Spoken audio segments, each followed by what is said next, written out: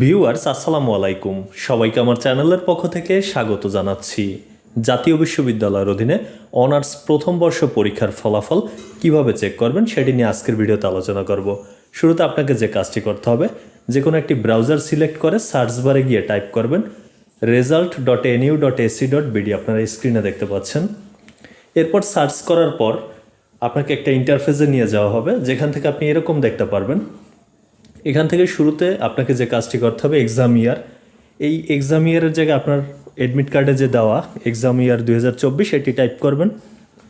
এরপর registration number চাওয়া হয়েছে, রেজিস্ট্রেশন নম্বরটিও কিন্তু অ্যাডমিট কার্ডে রয়েছে, সেটি টাইপ করবেন। এক্সাম রোলের জায়গায় রোল নাম্বারটি টাইপ করবেন। এরপর এখানে দেখুন লেখা রয়েছে examination name, select your examination. এখানে এই আইকনটির উপরে ক্লিক করার পর আপনি কিন্তু দেখতে পাবেন যেখানে বিভিন্ন অপশন, তার মধ্যে থেকে আপনি অনার্স ফার্স্ট ইয়ার সিলেক্ট করবেন। সিলেক্ট করার পর যে বিষয়টি, আপনার আর কোনো কাজ নেই, রোল, রেজিস্ট্রেশন, এক্সাম ইয়ার এগুলো দেওয়ার পর শুধুমাত্র যে সার্চ রেজাল্ট এই অপশনটির উপরে আপনাকে ক্লিক করতে হবে। সার্চ রেজাল্ট অপশনটির উপরে ক্লিক করা মাত্র আপনি আপনার রেজাল্টটি দেখতে পারবেন। তবে এখন পর্যন্ত অনার্স প্রথম বর্ষের যে রেজাল্টটি সেটি ওয়েবসাইটে প্রকাশিত হয়নি। প্রকাশ হওয়ার পর বা নোটিশ প্রকাশের পর কিন্তু এই পদ্ধতি অবলম্বন করে আপনি আপনার রেজাল্টটি দেখতে পারবেন।